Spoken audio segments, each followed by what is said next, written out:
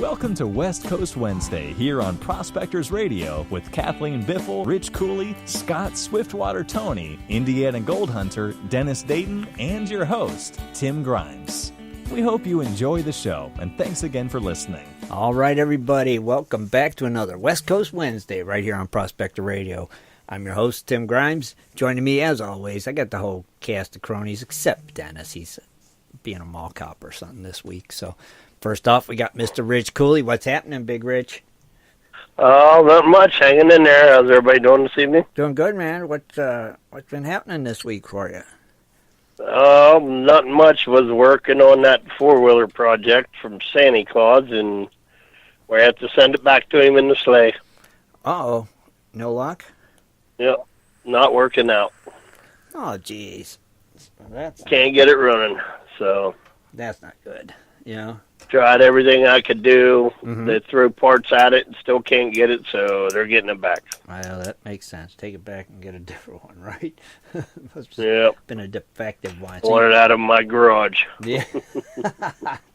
So you all ready for your Christmas? You all done shopping and stuff? Yeah, pretty much. Yeah, just basic thing. Go over to Mom's house for dinner and all that. Nothing really. Mm-hmm.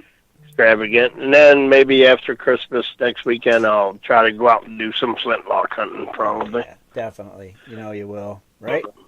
Work in the garage a little bit. I want to drain the gas out of my... I think I drained the gas out, but I need to make sure I drain the gas out of my motor ridge. Oh, yeah, you got to check that. Make sure. I'm sure I don't know if I did or not, so I better check it to make sure. I thought I did, but I can't remember. I would think you did, you know? I would definitely think you remembered to do that, you know? Yeah, definitely. Excuse me. Yeah, I'm not sure. So many things went on at the end of the season there, so... Well, I don't know, brought it in the garage and wraps it up and put it under the workbench, so... I just got to make sure everything's all drained out of it, and we're good to go for next year. Good. Well, man, we're glad you're here tonight. I mean, it's always good to have you here. You're going to be here Sunday, too, right? Yep, I'll be here Sunday. Our super... I have to get out of here. A little bit. I might stick around for a little bit, but then I have to leave, so I'll talk to you guys on Sunday. All right, cool. You got your singing voice ready for Sunday? Yep.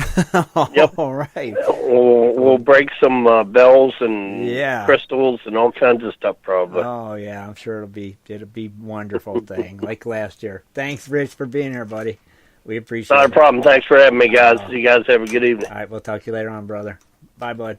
All right. All right. Also joining us, we got our very own Miss Kathleen Biffle. What's happening, Kathleen? Ho, ho, ho. Yeah, that was... Yeah, that definitely was convincing. We've been busy.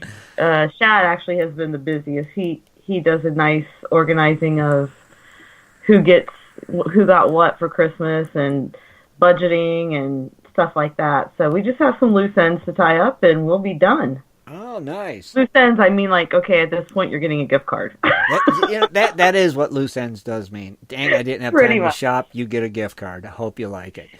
Yeah. I hope you like Taco Bell. But it is that seasonal yuck. I know. You know. I know. You know. It'll be over. It'll be over in like a week. Oh no, I mean talking about the winter season. Oh, I thought you meant the where I wish Christmas I would be. season. I was like someplace warm, getting some gold, you know. But it was sunny today. It was, but I was sitting behind a desk. I know. Trust me, I know. I did kind of walk out and looked out the window down the aisle, and the sun is out. The sun is out, and I'm in here. I think did it get into the 40s today or something like that? Might have. I think so. 46 degrees here in Ohio. It did get up to 46? Yuck. Wow. Yeah, our high of 46. Nice. Yuck. So when's the big blizzard coming? Probably Monday? I don't know. Shad said a bad word today. He mentioned polar vortex of some sort. Oh, God. Why would you say polar? I didn't like that. No, I don't want to ever hear polar vortex. Nobody wants to hear polar. Has he been watching movies again? No, that's it's a real thing. Phenomenon No. that some weather models predict. that it's really actually it may not impact the Midwest. Okay. There's a potential for it to impact the East Coast more, the northern half of the Atlantic coast. Okay. And it's supposed to be the most severe cold that they've seen in years. Great. Thank you, weatherman. But hopefully Shad. El Nino keeps that crap away. Yeah, let's just hope. It's like, Jesus. Great. And when's this supposed to happen, Shad? They actually said end of the year, first part of January. Okay. Oh, God. Oh, just in time for us to go to Cleveland. The coldest place in Ohio. Yep, right along the lake. And have fun with that. Oh, Yeah. mercy. Feel But bad for anyway, I've got my essential oils going. Oh, what is the awesome essential Ooh, the oil? blend for today. What's today's blend? Today's a little different from sandalwood. I'm going with pine. I got a new oil, pine, frankincense, and citrus.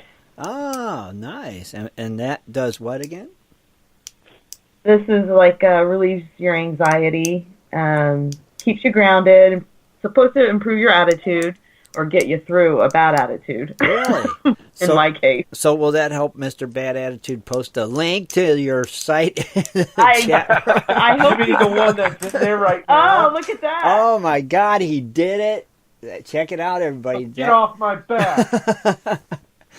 See, if you want to purchase some of these fine essential oils or a diffuser or any of the accessories that go along with these essential oils, click that link right there. And you can purchase them from Kathleen. And see? And the diffuser is something you can get anywhere, really. Yeah. I'm just going to be honest. They're overpriced. Oh, are they? I have. Okay. Well, see, look so at there. You're going to want to go get them off Amazon and then get the See? oils from me. See, that is perfect. Look at the honesty. The honesty just rolled out there and said, don't buy the diffusers from me. Buy them on Amazon. But I'm not trying to make a profit or anything. It's like I really believe in this You're stuff. trying to spread the greatness. I know. I want to spread the cheer. Now, Kathleen, I see that they also that they have bracelets that have lava rock on it that Yes. you put the essential. And I actually have one of them. I did not know that's what it was for. You can You know put what? Believe it or not, I got one of those too. Made a donation to some foundation, and the special kids, they actually made the bracelets. Yeah, and it's got lava rock, and you put the essential oil on that. And I did not Yeah, know I that. got there's 2 stones on it. Hey, that's pretty cool. Mine's probably got 20 of them. I had no idea though that's what that they were for, but you can, Yeah. and that's pretty cool. Do you carry those too, Kathleen? yes, but you're probably better off getting it Again.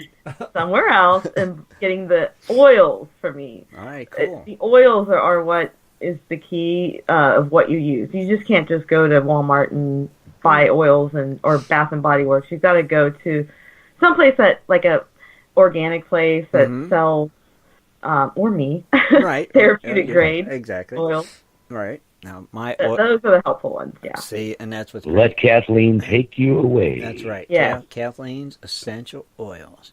Just It's kind of funny too because sometimes I'll be on a meeting at work and I'll get kind of tired, so I'll put some oils in my palms and I'll be smelling my palms and I forget that I'm on the video phone.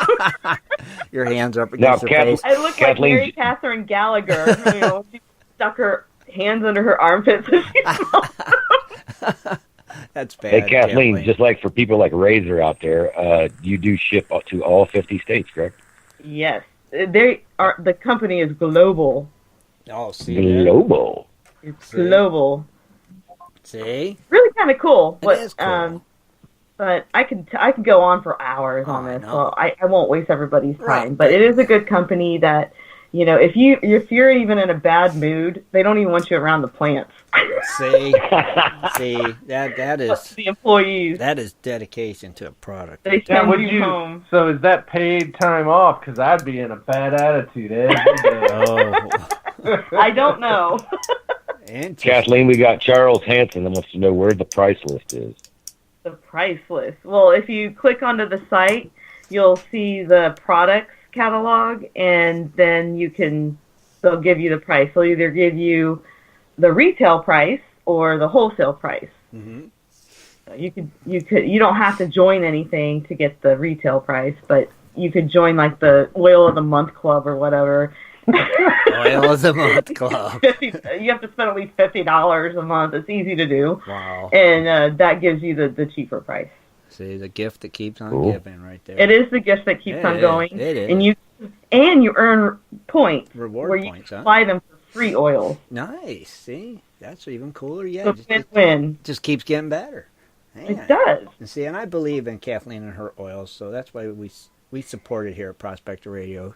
This essential oil thing is cool, and nothing is better than being out in the creek. Right, exactly. But you know, it's winter time, and you know, and you're cooped up in the house. You should be smelling some frankincense and stuff, and just feeling Consider good. it for the new year. That's right. Yeah, it's a good resolution. You know. Yeah, there you go. That's right. See. And speaking of New Year's. Speaking of New Year's, what do you got? Have a little something coming up, guys. It's not done yet, but all of us together, including Scott out there in Arizona. Notice Scott is included in the all of us together. What? Do what? All of us together and Scott. Man, that's a dig. Sorry, Scott. I meant because he's busy out there mining, and he's not like doing the BAU stuff like we are, So he is taking some time to send us one of his little bags of gold dirt with the Arizona dirt, and then you'll get some Biffle dirt. You'll get some pirate dirt from Dennis, and then you'll get Tim's dirt. And Cooley. You're going to forget about Cooley. And don't forget Cooley's so, dirt. we're all going to have... And Cooley's dirt. Hold on, Scott. Wait a minute. Go ahead, Kathleen. Oh, sorry. And there's going to be gold in that dirt. So we're going to I think we're doing a raffle. Right. It's going to kick off New Year's Eve to bring in the new year, bringing in the new year with a bunch of dirt. And gold. And gold. And gold. But anyway, what we're doing is we're trying to raise funds to keep the show going. And we did some fabulous things last year, and we were able to do that because we had great listeners out there, great crony club members that we appreciate every one of you. But 'tis the season when all of these licenses come up for renewal, and apps, I think. I don't know. Yeah. Tim knows them all, and I guess Shad does too. But anyway, they're coming up for renewal, and this is just to raise some money to get that taken care of. Right, and so that's basically going to be like 5 bags of pay dirt, one from each host of the show. And we have a other one that we're pitching in from one of our listeners out there. Oh, cool. Donated it. Wow, that's awesome.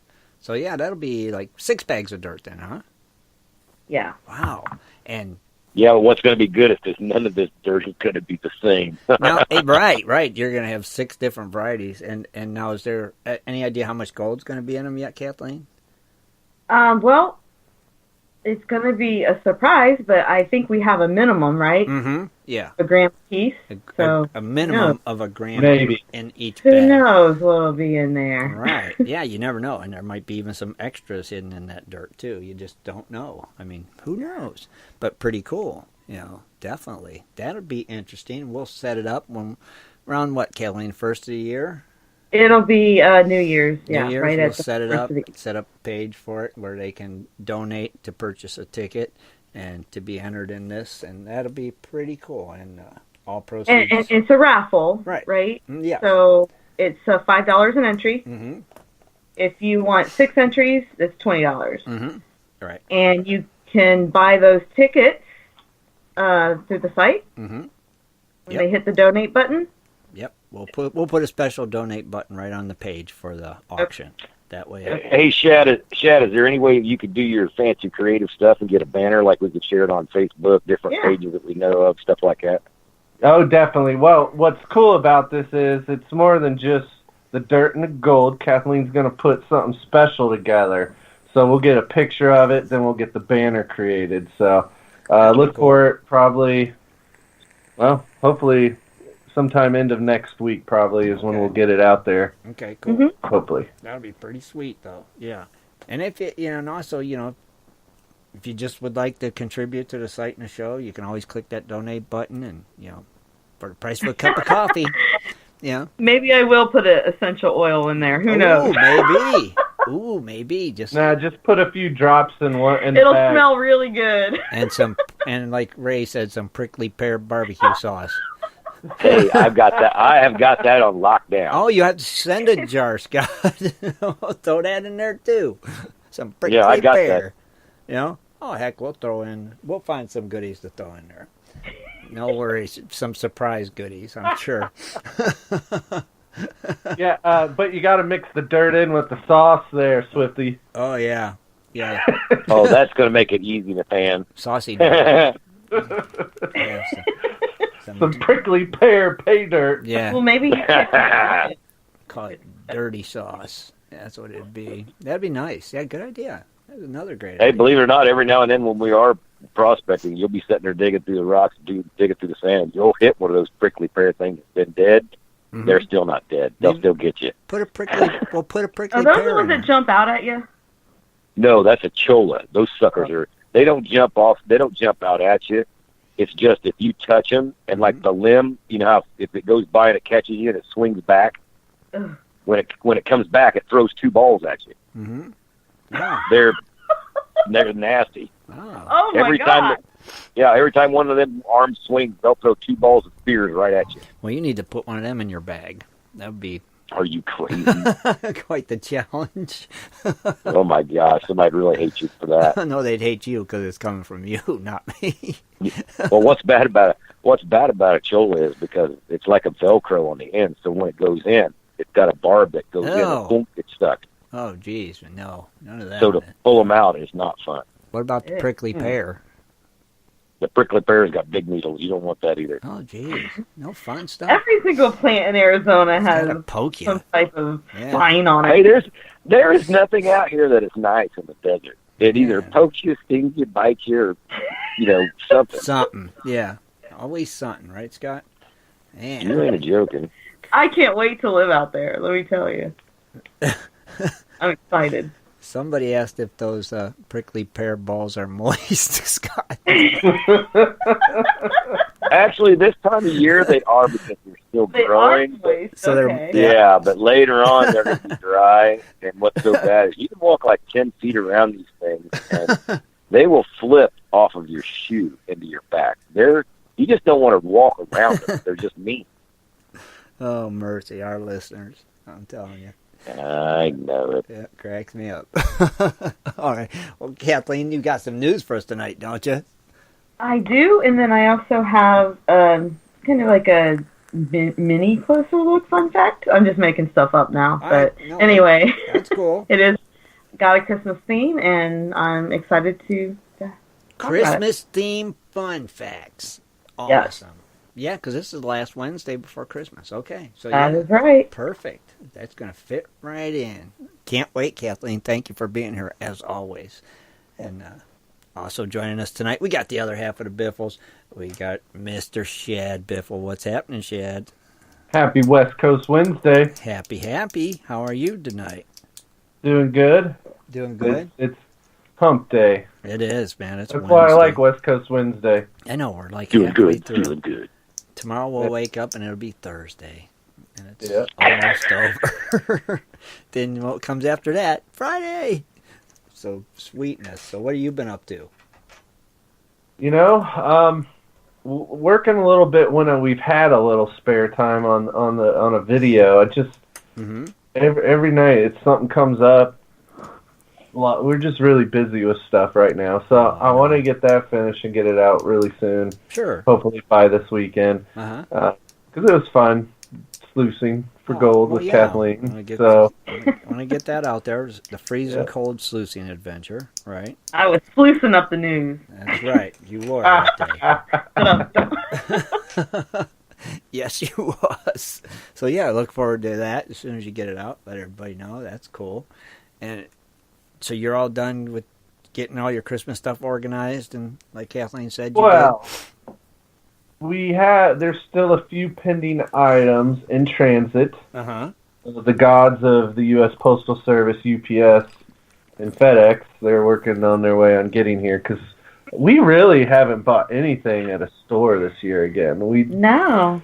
We're just, it's just more convenient to click a button. It is. Have I agree 100%. Appear. Yes. Because you don't Plus, want it to battle. gives dogs something to do and someone to howl at every day. Yeah, it Right. makes their day. Oh, gosh, yeah, when the UPS man shows up. Or when someone comes up to try to steal the packages. Oh, that's better yet. I could just imagine the guy delivering a package to your door. He's like, God dang. Oh, they are. It's funny. Well, it's great. like, granted, right now it's Christmas, so there's obviously just a ton of deliveries out there. So we are getting, there's all sorts of new delivery drivers, because there's multiple trucks out in the neighborhoods. Oh, sure. But the regulars, they know. And sometimes when I'm actually there and out front when they come and stuff, where's your dogs at? I'm like, out back. And pull up. Yeah, they know. They probably got it on a list in their truck, Well, some of them, a couple of them are kind of afraid, and they'll be very quiet when they walk up, and they set it down and push it gently and walk away. And sometimes the dogs, they'll be laying against the front door, and they don't even hear it. Right. But if you know they got maps. up and stomping, And throw oh a my box gosh, up there. no. Yeah. We have ninja delivery people. Yeah. Yeah. They've got maps, and your guys' house is in the red zone. Except the UPS driver. For some reason, every time he stops, he honks, and when he drives off, he honks when he's accelerating. Oh, he's doing So, that. He's doing it on as soon purpose. as the dogs hear that horn, they know. Oh, yeah, package is coming. Yep. Oh, he's doing it on purpose. It's obvious. No reason for it. So, yeah. Well, German Shepherds, they love their routines, and I think it's become part of their routine. Oh, I bet it has. They're looking forward to it every day now. All right. I think it's good that the drivers do that though, because usually if somebody honks, you're going to look out the door, and if you look out your door, your package ain't hanging out on the front porch waiting for some scumbag to come by and steal it. This is true. This is true too. Good. That could be why they're doing it, Scott. That's possible. Yeah. Good point. I didn't even see it that way, with the rise in package thefts these days. So. That's right. That's right. We saw something funny on YouTube. Oh, the glitter. Have you guys seen it? The glitter one? Yes. Thing. Oh my God. What kind of engineering genius has time and the money to develop something? With 4 smartphones, with cell service. I mean, it was hilarious, but oh my God. I like how he did it though, because he had the glitter. When the glitter come out, everybody's like, "Oh my God, what happened to that?" But then the fart spray started going off every 30 seconds, so you're gonna get rid of that thing. That's Tim, you funny. have to see it. I It's haven't really seen it. long and drawn out. Okay. I'll have to It's see it. hilarious. Yeah, he You'll shows love you what he's doing, kind of how Glitter he does bomb. it, Uh-huh. all the things a part of it, and then he puts it in the field. Oh, I did not. Oh yeah, like Michael Shelby said, the guy is a NASA scientist and engineer. Oh, So yeah. Jeez, that of tells course. you Okay. he's kind of a genius. Yeah, right, exactly. But it was cool. It was funny. Perfect. I have seen that. They record the reaction. Oh, really? Yeah. Oh yeah, it's pretty good. I think that's what Matt just posted a link to, maybe. Yeah. They have a GPS that'll track where they went, so you can go and retrieve your box if they throw it out. Okay. And they'll throw it out because that fart spray is going off every 30 seconds. Yeah. That is awesome. They make it stink too. Oh, they said he That worked on it the was Mars funny. rover project. Yeah, he was a genius. So, I'll have to check that out later. That's It's funny because that glitter just goes. Ring! Oh, I gotta see this now, man. And I can't watch it right now. I'll watch it after the show. But that sounds interesting. I'm definitely watching it. Cool, nice, Shad. So, Shad, I know you got your birthdays and your precious metal prices. What did the metal do this week? What did the metal do? Yes, what Indeed. did Tell me some good do? news, baby. Come on. Well, I will tell you this: it fell $6 for gold. Ooh. However, it's still at $1,243. Okay. I'll take it. So it actually shot up and just went down a little bit. There was a steep increase earlier this week. So gold's performing well. Now silver is down 4 cents at $14.57. So just a little movement, not too much. Right. No, it's okay, Tim. Don't cry. I know. Yeah. Platinum, that one fell $4, and it's at $787.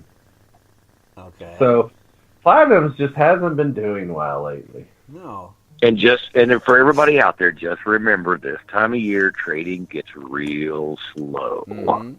And it can get crazy, too. Well, you got to think the Fed just raised interest rates slightly again for the U.S. Federal, so that might have something to do with gold falling a little bit today. Well, I don't know. But palladium, however, that shot up $18. It now is at $1,235. Oh, okay. So it's right It's at it's heel. right there. Yeah. Yes. It is on the heels. Absolutely crazy how much that one shot up. I wish I'd bought some of that 6 months ago. Now, rhodium, this one continues to fall. Down $5 at $2,510. What's going on there? I think it plateaued Maybe. Yeah. right around that $2,600 mark. Yeah. 'Cause when you look back in the past year, it plateaued there before. Oh, okay. It just dived down. So I don't think it's gonna. I mean, it'll go back up eventually. Right. It'll be interesting to watch the charts on how Sure. that one continues to fluctuate. Right. over time. See if it follows the same pattern. Interesting. Very interesting. Rhodium. But yeah, I'm excited about gold. I mean, yeah, it went down a little bit, but I think that was just the market's reaction to the Fed raising the rates a little. Right. But I mean, it's performing strong. Okay. So we shall see. I mean, you're still calling 1300. I'm still calling 13 by the new year. Yeah, that's what I'm still calling. I just have a feeling. So let's see. I hope so. Then that'll make that auction package even so much better. You know it. Won't it? Yeah. See? That's the way we got to look at this. Very cool. What about birthdays, Shad? Got some birthdays today? There's only a handful. Bleh. Really? Yeah, but we got birthdays. I mean, just read them out or go for it. is 50 Oh, gonna wait. sing Well, with Scott's going to sing, I think, right? Because Dennis ain't here. Yeah, I like getting plugged into this one here. All right, here we go. Happy birthday to you. Happy birthday to you. Happy birthday to you. You look like a monkey and you smell like one, too. You just don't have the passion that No, Dennis you don't. has, though. You don't. Let's get more passion next time, Scott. Do your lounge I just singer don't. act. I just don't feel the Marilyn Monroe. I just don't feel but it. do your lounge But he's singer. got the lounge singer down. He does, and he could really just emphasize on that. I guess. No, Harry Connick Jr. better watch out. Right. We got Scott Swiftwater. Get a big band behind Swifty and let him just sit there and snap his You're fingers. killing me. Sing. That's what he needs. That's it. I can visualize it, Shad. All right. Well, it is December 19th, and we have Angie Pileman, Anthony Brandt, Brian Huffman, Burl Nellums, Dominic, Mark Goon NASCAR, or Go NASCAR. He does. Yeah. Oh, boy, Shad. What'd you say, goon? NASCAR. Oh, that was perfect. Or go NASCAR. That was perfect, Shad. All right. Mark Go NASCAR, Montine Blevins, Rusty, and Troy Baker. And tomorrow we have Dan Sembrace, Deborah Garlaza, John Conyers, and Keith Lindauer. So happy birthday. Happy birthday, everybody. Go NASCAR. We got David Villa says, you missed me. Now you got to kiss me. Wait. GOONASCAR. It's all one word. So Do NASCAR. trying to sound it out like it's spelled. Right. Now I'm going to see people start changing their names to mess with it. They should. Right? That was a good one, Shad. Thank you, Shad. Perfect. Loved it, brother. And I know we'll be hearing from you in a little bit with your local events of interest, right? You better believe it. All right. Can't wait. Go NASCAR. All right. Also joining us tonight, we got our West Coast connection, Mr. Scott Swiftwater, Tony. What's happening, Scott? Well, I sure can't beat going. No, that's a tough act to follow. Yeah. Well, when he first said it, he goes, Goon NASCAR. I was like, I know. NASCAR. What a name. NASCAR. NASCAR. It was like Shad was reading French or something. I didn't know. I think you Hey, should. we have listeners all over the world, so excuse me. Could have been NASCAR. You never know. Yeah, that could be a legitimate. It really could be. Now, all of you are insulting them. You should have just left it. Shad, you should have just left it at NASCAR, not went, oh, wait, go NASCAR. I was convinced it was NASCAR. He said Goon. Oh my gosh, I left the room for him, and then I came back and you guys are still talking about this. I can't help it. It took me. You know how But it is. anyway, nothing's going on out here too much. Doing a little mining here and there, but took the, I guess you could call it the week. Whatever the day is after Christmas is when I come back here and head back up into the gold fields. And got a little thing out here this weekend. Amber's coming to Arizona. Oh, nice. Or not this weekend, but the after Christmas weekend. Uh-huh. I guess, would that be the New Year's Eve? I might kind of, sort of ish be. 28th, 29th. It's When the is week New of Year's New Eve? Year. When is New Year's Eve? December Yeah. 31st? January 31st, a week from January Monday. 31st. Or December 31st. Oh my God. Look, Shad didn't even know. Well, we're It's a falling, week from Monday. we're falling apart. Okay. So you could call it a New Year's Eve New Year's thing, you know. thing, yeah. Ish. But I'm thinking about maybe heading on out that way. So if any members out here are going that way, I might be out there. And now you never know who's going to be out there, but it's not really far away. It's a little bit, but it's not like a one-day thing. And I think it's going to they start Friday, Uh-huh. do a potluck Saturday, and then I don't know what they're doing Sunday. Probably people will be packing back up and kicking it out of there, and whoever wants to stay can stay. But yeah, it should be an interesting little trip. That's where actually I cut my teeth here in Arizona is in quartzite digging gold. So I know that place pretty good. You'll feel right at home down there. Now you're not in the fields now. You're getting ready to head on up this part of the country, ain't you? Yeah, I got to fly back to the cold, crappy part of the country. Mm. Dang it. Nice. But at least, I get to see my family and everything like that. But I'm not really happy about the cold or nothing like that. Hey, you get to wear your I boots. just don't like cold. You get to wear your boots. Yeah, you Oh, like I- lugs for men.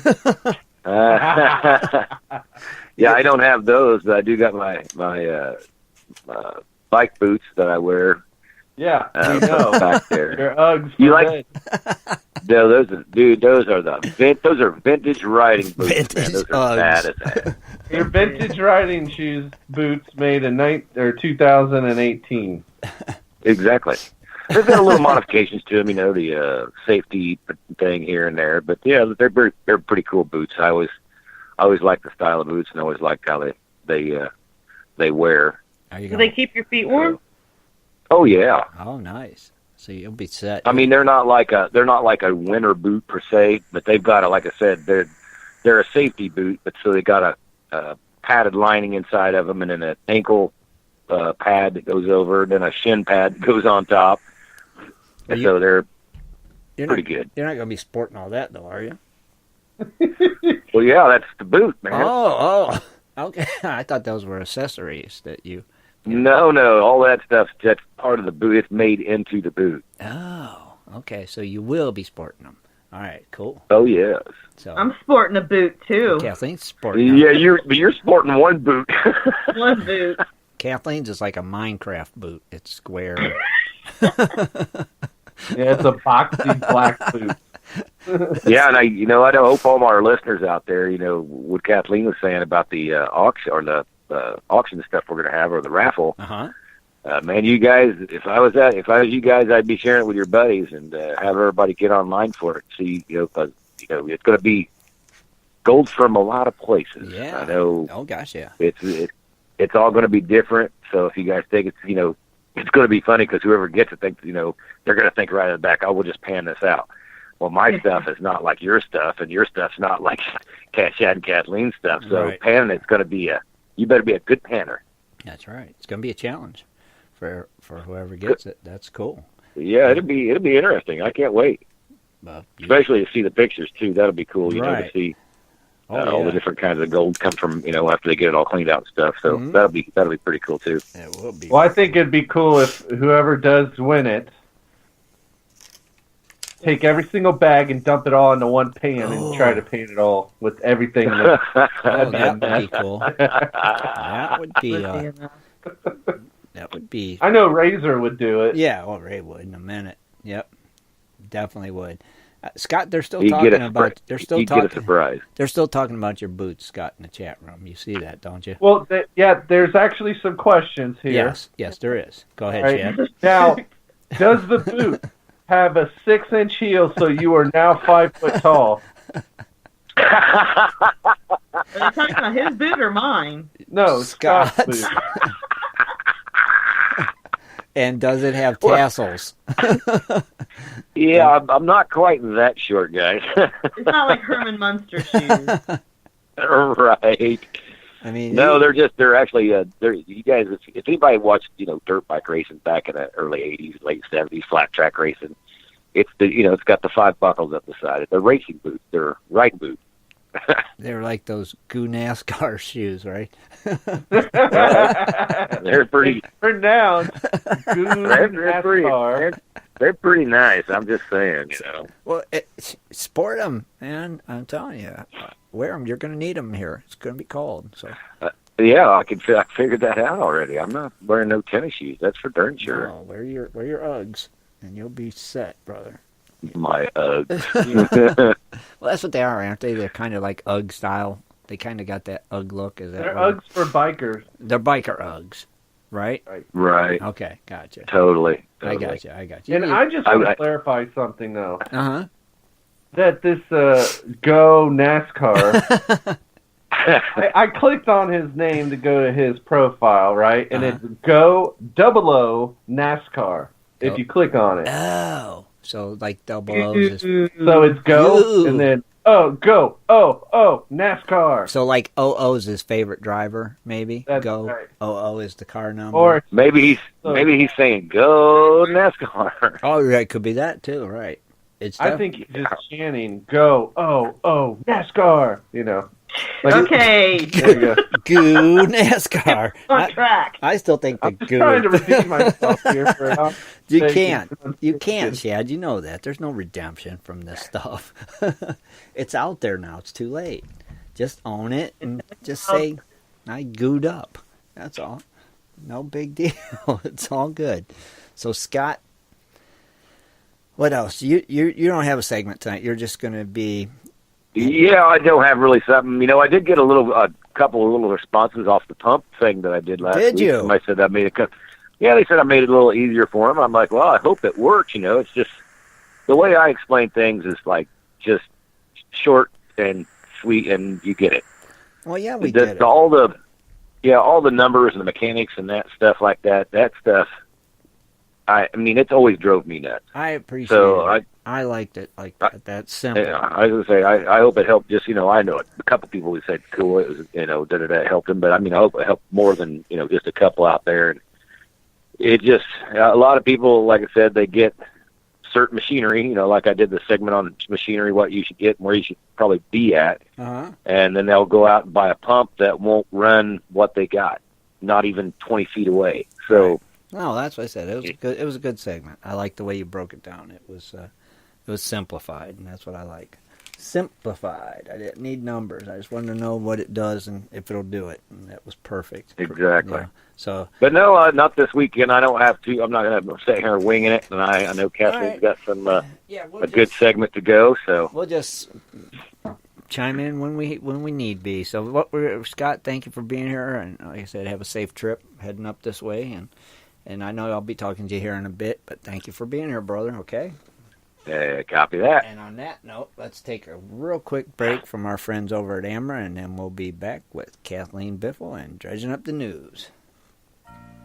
Do you like to mine for gold? Enjoy prospecting a nice crack in the bedrock? Enjoy getting outdoors to camp, fish, hunt, and hike on your public lands? You plan your trip, load the gear, grab the dog, put the family in the truck, and drive off to a locked gate. A sign says you cannot enter or access your own public lands. Mining claims and public land owned by we the people are being designated as off limits by our own government every single day. Are you concerned about the direction our government is going? Are you tired of seeing no access, no entry signs on your lands? We are, and we are fighting back. We are AMRA, America Mining Rights Association, the fastest growing small mining advocacy association in America. AMRA is a 501c3 not-for-profit formed by miners, hunters, off-roaders, retired military men, and women to stop the insanity. AMRA was formed to educate, unite, and help the small miners and public land users on their rights given to us by God. Do you want access to great mining claims? For a small tax-deductible donation to their Miners Legal Fund, your family gains access to proven excellent mining claims across America for an entire year. AMRA challenges the USFS, BLM, EPA, and the other agencies intent upon stopping you from enjoying your own lands. You are who pays these people's wages. It is time they listen to us. We need to unite. And that is what AMRA is doing. As you sit here right now, thousands of acres of public lands are being closed, locked, and blocked from use by you. Are you fed up yet? Join us. Get in on this fight and let's restore America to what our families fought and died for. Freedom. Just visit AmericanMiningRights.com. AmericanMiningRights.com. Also, check us out on Facebook at American Mining Rights Association. AmericanMiningRights.com.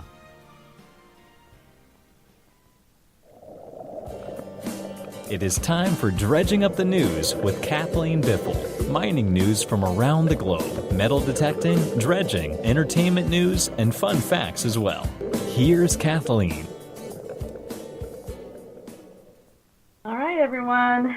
December 19th, 2018. Start off with a story in Oregon. A federal jury has convicted a former Tigard, I think that's the town he's from, man, for his role in an Oregon-based gold mining scam that investigators say swindled $3.2 million from 140 investors. 78-year-old Harry Dean Proudfoot was found guilty last Wednesday for wire fraud, money laundering, and conspiracy to commit wire fraud. According to the court records, Proudfoot formed a company that he called Three Eagles Research and Development. This was back in 2008. Then he got investors. He collected them all up till like the year 2012. So Harry Proudfoot, along with his adult children, which includes the co-defendant Matthew Proudfoot, what they did was they promised these investors money, like they would get money.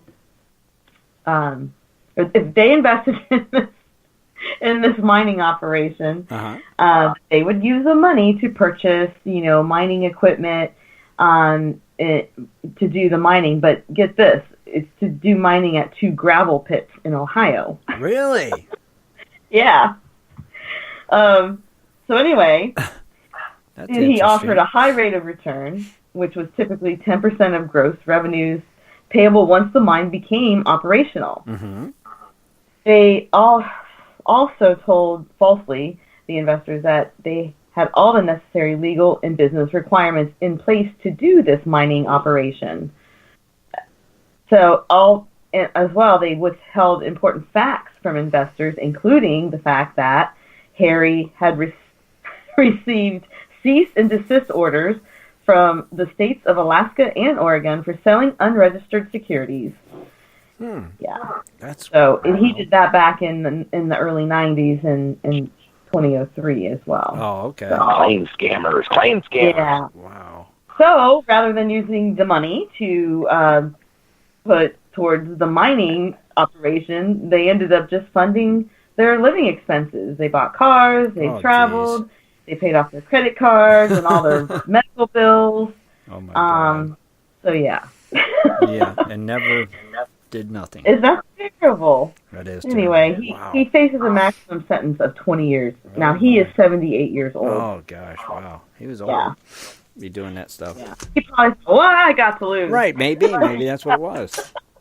He had a good run. It was a good run. My question is, where were these gravel pits? I know, Ohio? right? I know. That's what I want to know. Me too. Inquiring minds want to know. Yeah. So his sentencing will be April of 2019. And then his son, his sentencing will be in January. Oh wow, okay. Right. In global news, that was the only local story I had. Okay. In global news, and this is in Egypt, Egyptian archaeologists, they've discovered the tomb of a priest dating more than 4,400 years ago.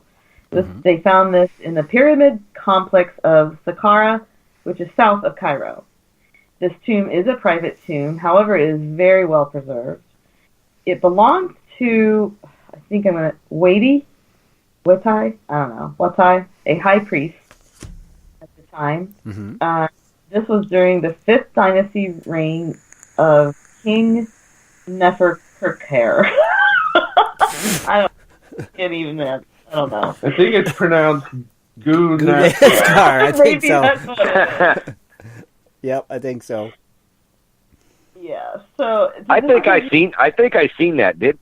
Isn't that like he's got like a bunch of little gold statues around his gold coffin, and there's a couple bigger statues off to the top of him? Yep. Because they made statues of his staff, I guess, to be buried. Man, that is sick. That's a lot of gold. Oh my God, yeah, that's crazy. Now, just to give you a point of reference, the 5th dynasty, they ruled Egypt from 2500 BC to 2350 BC.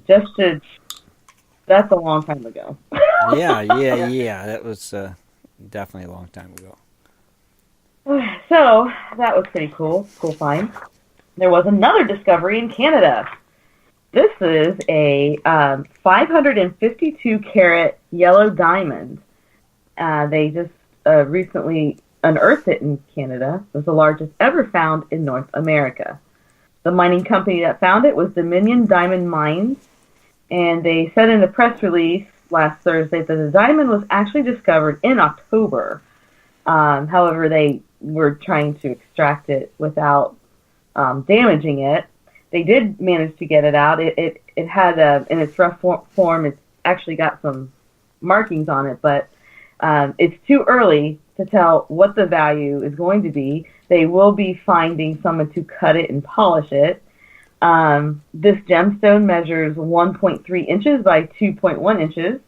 It was uncovered in the initial screening process at the mine's recovery plant. And they still can't determine what the value is. So maybe we'll have a follow-up. Yeah, definitely. All right, I'm going to turn this over to Shad for local events of interest. Go NASCAR. I think it's going to scare. Going to scare. Going to scare. Going to scare. Yeah, there you go. Next time I need a little more enthusiasm, though, when you refer to the local events of interest. It's an exciting time. All right. Well, good old Swifty already kind of touched on this, but AMRA, of course, is having a little outing. They're testing new claims, and they want you to join them. they're actually partnering up with the GPAA Temecula Valley Prospectors New Year's outing, which starts on December 28th and runs through the weekend. So in this, you'll be helping airmen search for new claims in Quartzsite, Arizona. They're going to have a short meeting Saturday morning at 8 a.m. to talk about the areas that they want to explore. There will be camping off Dome Rock Road on the west side of Quartzsite, and there's plenty of parking and flat areas for motorhomes. There's also going to be a potluck dinner on Saturday night. So if you'd like to participate, bring a side dish and let them know via email at support@AmericanMiningRights.com. Mm-hmm. They'll be providing chicken. Chicken. Yep. They will bring the chicken. Chicken. No, I will tell you though, man, Quartzsite out there. If anybody does come, any of our listeners comes out there, don't worry about any flat ground for an RV or tent or anything like that.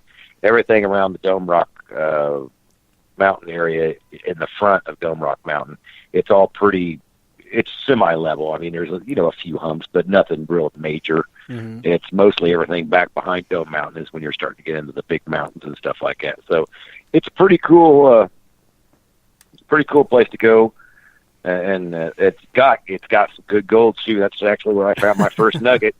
Right. Remember way back in the day when I was on the show. That's where I found my first nugget was in Quartzsite. So I mean, I know the gold's there. Yeah, isn't it located on an old eroded, is it kind of butte or some sort? A butt. Well, I don't know about gold there. I don't know about that, but I know a lot of the little washes and stuff like that you see that you would never think had anything in it. They will contain gold. and I know there is a whatchamacallit? Claim what?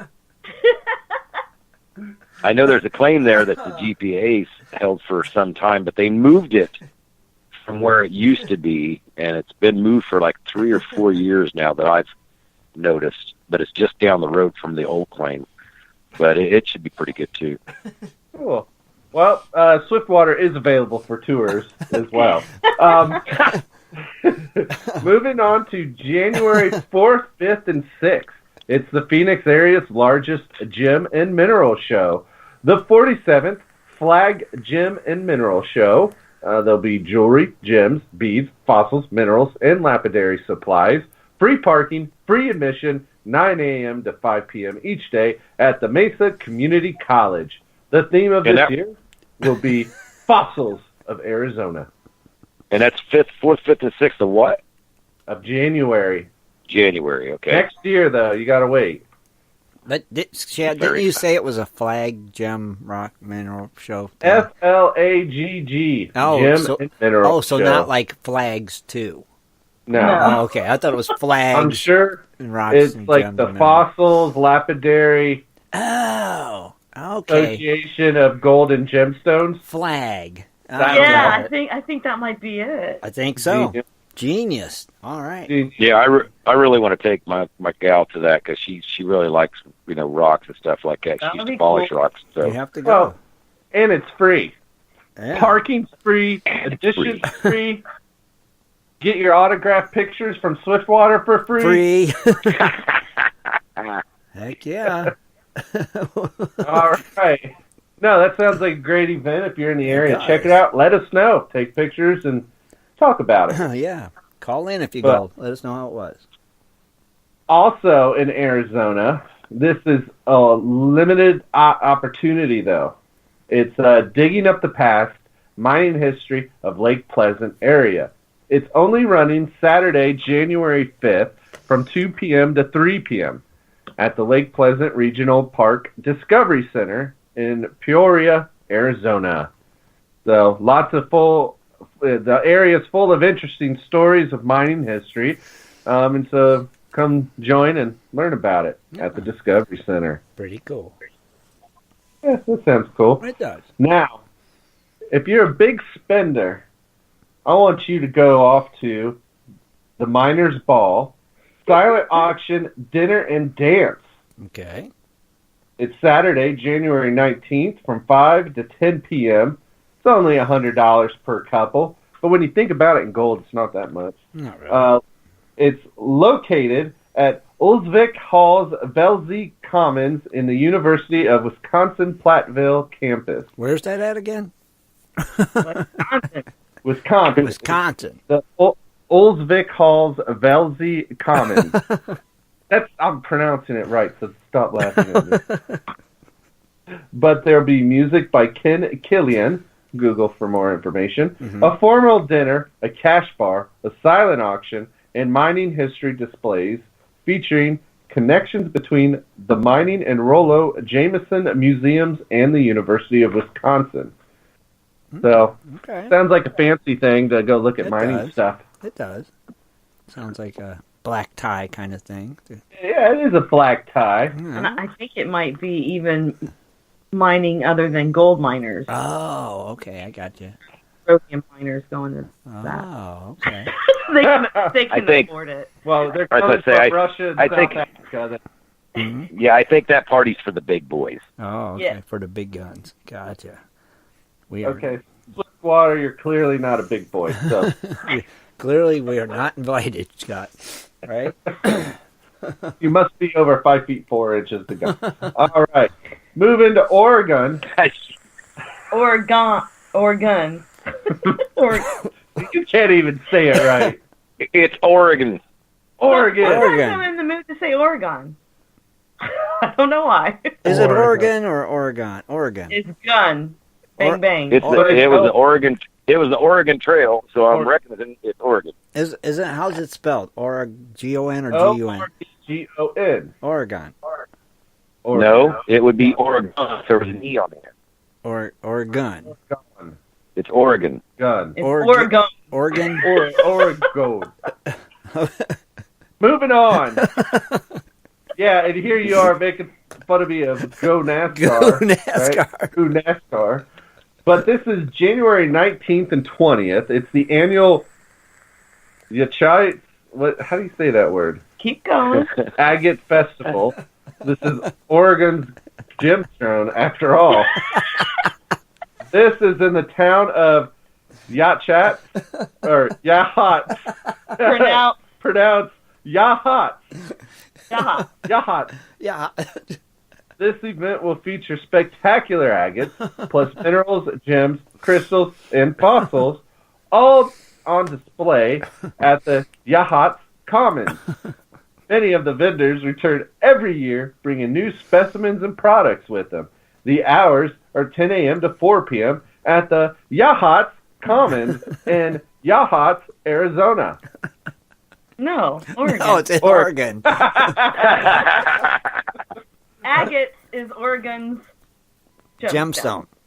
Mm-hmm. But you can go to Yahat Commons, Yahat, Oregon, on January 19th and 20th. Man, I'm doing bad. You are. This is not your night. I know why Kathleen found that one. It's perfect. Because I was going to say there's a reason why you're getting all the funny names tonight. All right, last one in Coloma, California. It's Gold Discovery Day on January 26, 2019. As we all know, January 24th marks the anniversary of James Marshall's monumentous discovery of gold at Sutter's Mill. Did you know that, Tim? No, I didn't know that, actually. Clearly, you haven't listened to Kathleen's fun fact. I didn't pay close enough attention, obviously. That started the gold rush. That's right. This event is commemorated every year with living history, interactive period trade demonstrations, music, and a gold rush symposium featuring noted authors and scholars on gold rush history. Join them in celebration on Saturday, January 26, 2019, from 10 a.m. to 2 p.m. Parking is $8 per car. Ooh. For more information, you can contact their museum at 530-622-3470. Okay. And there are nothing happening globally, evidently. Really? Well, Couldn't that we find could it. find. Gotcha. But it is, after all, Christmas. It is, right. Next So- week will be the busy. It'll But start. there you have it. There's your local event of interest. Back to you, Kathleen. Thank you, Shad. Well, I'll tell you what, you guys, I hope to bring you some stuff from both of them. Maybe the Amber meeting. I don't know if I could do it on Facebook, and maybe Shad could steal it and throw it on something else, or and maybe from that gym show too. You know. Yeah, that'd be Yeah. cool. Do it, Scott. Do it. You are our West Coast. That's right. You are. Yeah, you're it, Scott. We're counting on Well, like I said, I'd like to take her to that one, you. Do it. and I pretty much want to go to the Amber one. So, Do it. and me, I'm pretty mobile, and I can do whatever the heck I want. Do it. Do it. All right. So now we are at the fun facts. Okay. Fun fact. Da-da-da-da-da-da. So, as we've been saying, Christmas is less than a week away. Some, like Scott, will be taking a break from mining and spending it with the family members and traveling and celebrating some cool traditions as well. So, where did these traditions come from? Especially those in the West. Well, I don't know. Probably from the gold miners out west. Yes. Tonight, in my fun facts, I'm going to center on what it was like to be a miner or pioneer in the Old West at Christmas time, and share with you guys some of the traditions that they did, and they're actually age-old traditions, and we're just going to go to the root cause or the roots, if you will, of those traditions. Okay.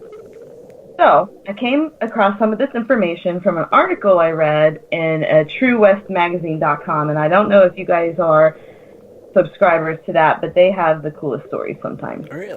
Read it a lot. So, Okay. for those in the Old West, pioneers, cowboys, explorers, miners, and mountain men usually celebrated Christmas with homemade gifts and smaller dinners. Christmas, for many in the Old West, was a difficult time in so many ways. You know, miners are forced away from their mining activities long before Christmas because the weather gets so volatile in the mountains. They have blinding winter storms, and it's just cold. Right. So their holidays were often pretty small, but in the midst of it all, Christmas is still celebrated in their own little ways. It offers a time for them to forget, the daily hard struggles of, making a living in everyday life, and it focuses on the message of the holiday at hand. So, by the late 19th century, most Westerners who commemorated the birth of Jesus Christ made some attempt to celebrate Christmas. Their celebration centered around a tree, much like ours, but their trees were often sagebrush, cottonwoods, or sometimes even tumbleweed. Especially in the plains area where there's very few evergreens, so the flatter parts. But in back then, in these places, wood was just simply too scarce just to what they would think as waste on a Christmas tree, if you could even find one at all. So at the very least, the holiday was simple. Just basically feasting. They would just have a good dinner. Sure. A tradition, though, in Georgetown, Colorado, that started in 1872. This kind of gives us the roots of kind of what we do today. But anyways, merchants would cater to the demands of Christmas. The miners' newspaper reported in 1872 that the trading post Monte in Guanella, back then that was what it was called, they ran an ad saying that they were agents of Santa Claus. Really? That they were prepared to fill all the orders, and their post would be stocked for all Christmas goods. Kind of like, what we do at Christmas time. Right. So this tradition obviously is still relevant, but in modern Georgetown, Colorado, they have what's known as the Georgetown Christmas Market. It is held every year in December. However, the atmosphere isn't overly commercial like we would see like in Walmart or something, but the mountain town still retains its mining era charm. So, if you're in the area, you can ride a horse-drawn wagon through town, eat free cookies handed out from baskets by girls walking amongst the crowd. Yeah, that sounds interesting. Kind of sounds like Shad's local consensus. Yeah. Don't make fun of my event. So anyway, they still offer that old-fashioned feeling, so you can experience what it was like back then to have experienced Christmas in their time. Another tradition, for those fortunate enough to have trees, they would burn a Yule log for good luck. Okay. And I know... What the heck? What is a Yule log? I'm about to tell you, Scott. She's about Okay. to tell you. Did you know that this tradition was actually carried west by pioneers, as with most traditions, is actually from an old Nordic medieval tradition, and it's said to bring good luck. The story goes that back in the 12th century, people would venture out into the woods and chop down the biggest log they could find. Okay. And the article did say that they were drunk. I don't know why that was relevant. But anyway, they would go find their log, they would select it, and they would cut it down and burn it as an offering to pagan gods and the bid for good health and abundance. Back then, the Yule log was steeped in superstition. If it didn't catch fire on the first attempt, that means you would have bad luck. If you didn't keep the ashes until next year, more bad luck. So, Okay. keep that Yule log a burning. Yeah, keep So- that Yule log so- burning. So why did they do that to celebrate what? It was actually a pagan ritual that just kind of, we kept it. And actually, a lot of our Christianity things did come from old. Well, I think it's funny that we cut down a tree for something that was actually helping us, giving us oxygen, and then we try to burn it, and if it don't burn, we're freaking doomed. Yeah. And then we're doomed if we don't. And then we're doomed if we don't save the log until next year too. Yes. The Well, ashes. That's just because human sacrifice was, looked down upon. They frowned upon. Ah, yeah, I'm reckoning. Oh, yeah.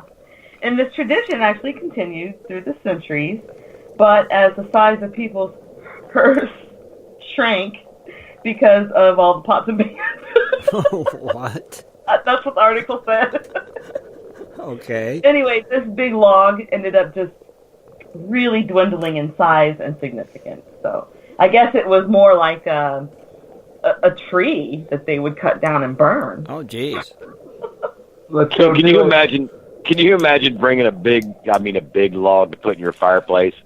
You put it in, it doesn't catch on fire. You look at the kids and go, "Well, we're screwed. No Christmas for No you." Christmas. The Yule log I'm gonna go isn't hide for burning. another year. Yep. Yeah, you gotta wait. Mm-hmm. All right, so here's another not so common but very beautiful Christmas tradition. I like it, but I don't do it because I don't know how. Okay. Luminaries, or as their original name was, farolitos.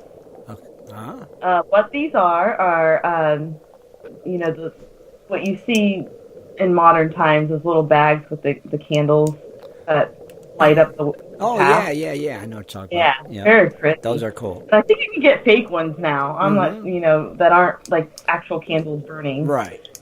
So I kept catching mine on fire. Sure. So anyway, this tradition has its roots in the 1800s. What happened was people would light really small bonfires. Bonfires, not little bags of stuff. It was actually a fire. They would light them on the streets in Santa Fe. Mm-hmm. They did this to guide people to Christmas Mass so they could find their way. Okay. Quite often, they were set out during the final nights of Las Posadas, which is a symbolic representation of when Mary and Joseph were seeking shelter in Bethlehem as they walked from home to home before Jesus was born. In Interesting. later days, children carried small farolitos as they reenacted the Las Posadas. Similar celebrations took place in Santa Fe each night for 9 nights before Christmas, and this would go on, and it also included rituals like songs and prayers and big feasts. Mm-hmm.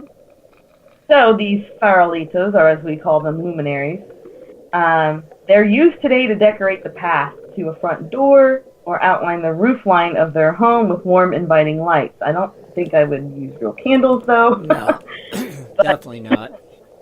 In Albuquerque, people will call the paper bag lanterns luminaries, but natives from Santa Fe still insist on calling it the correct term, which is the farolitos. Farolitos. But by definition, historically, a true luminary is a series of small bonfires lining the roads, while a farolito is a small paper lantern. So is Regardless, these Sorry. terms are used interchangeably today. So is that why we put Christmas lights up outside, Kathleen? It could be. It could be, huh? Maybe. I think I'm going to just build bonfires up and down my... Just up and down your road. Heck yeah. Heck yeah. I think you should. Like, this is tradition. It is. Do it, Shad. All right. But, today in Santa Fe, people still do this, actually. There is a gathering at Canyon Road. This is on Christmas Eve to see thousands of the farolitos in courtyards. They have them in galleries and adobe houses. In Arizona, the Desert Botanical Garden in Phoenix will put on its annual electric desert during the month of December, and it does feature 8,000 hand-lit luminaries and thousands of holiday lights. That's just right up your alley. Yeah. Yeah, no, I'm not going to that one. It's pretty. So, also in Arizona, but this time in Sedona, the Festival of Lights is celebrated where visitors can sip cider and explore the 6,000 luminaries that are lit. Not as much as 8,000, though. On Christmas Eve, there are luminaries placed throughout Acoma Pueblo, New Mexico, that visitors can drive through and see. Scott. On today. Scott can go see There's that. no Scott in this. I don't have a dog in that fight. I don't know nothing. It's really pretty. It's pretty. Yeah, it's pretty. It's pretty. Okay, so what about this gingerbread? This is my last final one. Have you guys ever wondered why gingerbread men, well, number one, are shaped like men? Well, I've wondered why and what's the reasoning behind them. Gingerbread actually was a popular dessert back in the 1800s. Uh-huh. Anyway, the answer for this can actually be traced back hundreds of years at least. I mean, we're talking medieval times. It started with the ginger root, which was first cultivated in ancient China, where they used it for medicine. Uh-huh. The very first known... Yes. It helps your tummy. Sure. Ginger root. It's like ginger ale. Only in bread. As a to eat I'm getting hungry. of a man. Yeah, why is it a man? though? It's a gingerbread man with a ginger. Let you go. You'll find out why. Oh, All right, the first known recipe for gingerbread. This actually came from Greece in 2400 BC. And then in China, Chinese recipes were developed in the 10th century and by the late Middle Ages. Uh-huh. By that time, Europeans had their own version of the gingerbread. And from there, of course, it spread to Europe via the Silk Road trade. I guess they called it the Silk Road. During the Middle Ages, it was favored as a spice for its ability to disguise the taste of nasty meat. Nasty meat? Do you say go NASCAR? All right. In medieval England, the term gingerbread simply meant preserved ginger, and it wasn't applied to the dessert that we're familiar with not until the 15th century, and this was Queen Elizabeth I. Her reign was known for hosting elaborate royal dinners, and which included this marzipan-shaped.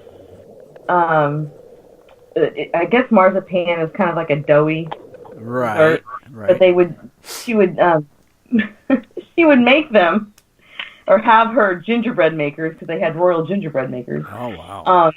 to the they would represent the likeness of foreign dignitaries and people in her court. So they actually resembled. And then you ate them. And then you would eat them. To show your power, you would eat them. Well, that's how they ended up. That's how they got their shape today, as we know them. The gingerbread man, but that's where it originated. So, what about the gingerbread woman or the gingerbread house? What gender does the gingerbread Shad, identify as? The gingerbread man said, "You can't catch me." Obviously, the woman got caught. Yeah. Obviously. But why was the gingerbread associated with Christmas? Well, the cookies that they ended up turning into were very, very decorated, really fancy with actual gold leaf. And in addition to being shaped like dignitaries and kings and queens, they were also shaped with animals. It was a staple at all medieval fairs in England, France, Holland, and Germany. So the shape changed with the season, so they would actually eat this all year round. This tradition was in England. Villagers have a tradition of young women eating a gingerbread man or husband. Sure, they would be married. Oh, so they were man eaters. I like what's funny, Kathleen, is because you mentioned they put 24 karat gold. Have you seen that? There's a feed on social media now. There's a New York restaurant that's actually putting gold leaf on a steak. Yeah, I've seen it on a turkey and stuff too. Yeah. I'm like, what is wrong with people, man? Well, here's what you do, Swifty. You go buy your own steak. You go get some gold leaf. You grill up your steak and you put your own leaf down, and you're good. You'll save a lot of money. It's just a status thing to say, "Hey, I paid to eat this." That's right. Yeah, I paid $40,000 to eat out in a month. That's right. I'll come in there, buy a $25 steak, put my own gold leaf on it, and say, check it out. Anybody want to buy it for $200? That's right. It's for sale. Go NASCAR. Getting back on track. Back on track. Yeah. It wasn't until the gingerbread houses came around that actually originated in Germany during the 16th century, where they started associating it with Christmas. Mm-hmm. The popularity rose when the Brothers Grimm wrote the story, Hansel and Gretel. Mm-hmm. The main characters, as we know, stumble upon a house made entirely of treats deep in the forest. So that kind of made it popular as well. Gingerbread arrived in the New World with the English colonists, and the cookies were sometimes used to sway Virginia voters to favor one candidate over another. Really? Oh, bribery. I don't know who to vote for. Here, have a cookie. Have a gingerbread. Oh, now I know who I want to vote for. Now, here's the thing. How many people got back in line to vote again? I wonder. You're right. To get a cookie. Maybe that happened back then. Might happen a lot. Now, did you get the cookie before you voted or after you voted? True. Probably before. After. They give you a prize for voting the way they... Well, I don't know. Okay, let's get back on track, guys. They probably gave it to you after. Probably. All right, so today in Prescott, Arizona, there is a Christmas city. Its many holiday offerings include what they claim to be the world's largest gingerbread village. Really? And this is located at the Prescott Resort. However, there are others who have this claim of the largest gingerbread. Actually, the record for the world's largest gingerbread house was broken. The previous record was set by Mall of America in 2006. The new winning gingerbread house was 40,000 cubic feet. Was put together at Traditions Golf Club in Bryan, Texas, and this house actually required a building permit. What? Holy cow. Swiftwater, you need to go to Prescott. I want pictures of you eating that said house. No, Prescott. This is Texas. I want you to walk through that village and just demolish it. Well, everything's bigger in Texas, even their gingerbread houses. So Scott would be bigger in Texas, right? Oh, he must. Move to Texas, Scott. Oh my Man, God. I am not that short. All right, so I guess to build this gingerbread house, not only did they have to get a permit, but they used 4,000 gingerbread bricks Holy cow. for its construction. And just to put that in perspective, a recipe for a house that size includes 1,800 pounds of butter and 1,080 ounces of ground ginger. Wow. Yeah, that's just as expensive as a real house. Probably was. To make it, I mean, Yeah. that's crazy, isn't it? They have a building permit to build a cookie So house. run, fast as you can. You can't catch me. No I'm one- a red man. You know what? No wonder Hansel and Gretel got in trouble for eating that gingerbread house. You know how much it cost for her to rebuild that thing? I know. Well, one, she was a witch who ate kids. That's right. All right? Just fatten them up with the gingerbread house. Exactly. She liked the little meat on the bone. That's right. So give them some Now, here's gingerbread. my question on that humongous mansion of a gingerbread house. What happens to the said gingerbread? A good question, Shad. Do I don't know if is it edible? people I come would over and think. eat it? Well, if it's gingerbread, it should be eatable. I would think. What do they I reckon order? they Icing? probably give it to animals. You think so? Well, I mean, could you imagine eating a 4-pound brick? I guess they could I crush it kind up. of animals eat gingerbread cookies. Yeah. Dogs. Big Large fat, dogs eat already. big fat, sassy animals would eat it. Yeah. No, I mean like cows and stuff like that, or they throw it out in the wild. Hogs. You know, anything will eat it. Hogs will eat it, right? See, Yeah, I'm peccary. upset. If John Shaw was in the chat room tonight, we could ask him to go to this and report live and ask these questions on our behalf. Yep. This is true. Yeah. I don't know if he's close to Bryan, Texas. He's close enough. He's in Texas. That's right. Texas is a big place. And that was dredging up the news. Wow, I got through that. Wow. Goo NASCAR. Way to go. Goon Escott. Good. Painful. It was awesome, Kathleen. Thank you. Yeah, Here- I'm like Shad. I'm wondering where the heck the house goes. Yeah. Yeah. I wonder if I actually got hungry. I right know. in the I'm wanting something to snack on myself. It's like, dang, Oh, Kathleen. I got a big box of Christmas cookies at this house that needs. I'm eating too many of them. Let's just say that. Well, you could drop them in the mail. Oh, yeah. With some essential oils. With some essential oils and some Christmas cookies. Heck yeah. The gift that keeps on giving. Oh, my. Mercy. Well, great segment, Kathleen. Shad, great job on your local events of interest. So, let me see. Where are we at? Oh, my. Look at the time. Yeah, I know. Gosh, time flies Time when you're flown having fun. by. I know. It is that time. It is that time. So I guess we just go ahead. Oh, wait. There's one thing I have to tell everybody. What? I pick up the hats tomorrow.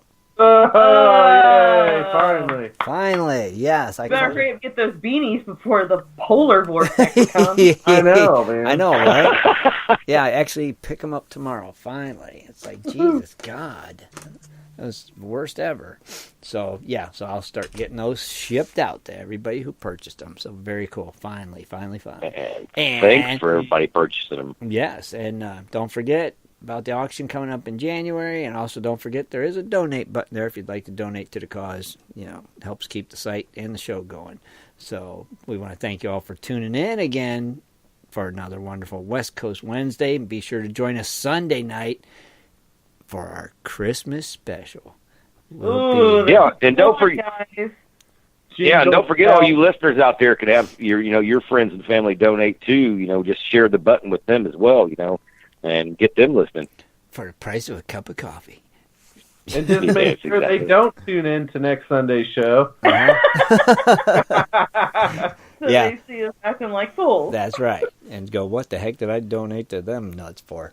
But it's all good. It's going to be a great show Sunday, so be sure to tune in. Kathleen will be reading her Night Before Christmas. We'll do our 12 Days of Christmas song again this year. So a lot of things going on. The whole crew will be here, Scott included. So we hope to see you here Sunday. Yeah, buddy. Good night, gold diggers. Go NASCAR. Go And NASCAR. just remember, everybody have a golden day. And you too, Scott. You too, Scott. Good night, everybody. And good night, gold diggers. Be sure to tune in next Sunday at 7:30 for another great show. For updates and more info, please go to www.prospectorsradio.com.